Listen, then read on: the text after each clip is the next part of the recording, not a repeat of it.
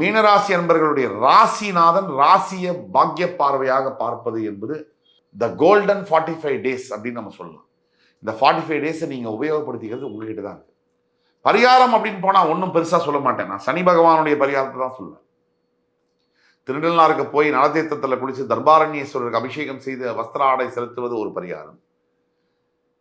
எங்கேயுமே போகாம மனம் என்ற கோவில் திறக்கின்ற போது அழைக்காமல் அங்கே தெய்வம் வந்து சேரும். தெய்வம் எங்க போய் இருக்கிறதுக்கு ஆசைப்படுறாரு? தெய்வம் கோவிலில் இருக்கிறதுக்கு ஆசைப்படுறாரா? இல்லை. நல்ல மனிதனுடைய மனதில் இருக்கிறதுக்காக அவர் வந்து வெயிட் பண்றாரு கியூல. ஆக நீங்க மனசை நல்லா வச்சிருந்தீங்கன்னா தெய்வம் உங்கள்கிட்ட வந்து உட்காருவார். சனீஸ்வர பகவானுடைய காயத்ரி மந்திரம் ஓம் காகத்வஜாய வித்மஹி கட்கஹஸ்தாய தீமஹி தன்னோ மந்த பிரச்சோதயாத். இந்த மந்திரத்தை சொல்ல சொல்ல சொல்ல உங்களுடைய வாழ்க்கையில பெரிய மாற்றங்கள் வரும். கவலையே தேவையில்லை. காலம் உங்களுக்கானது.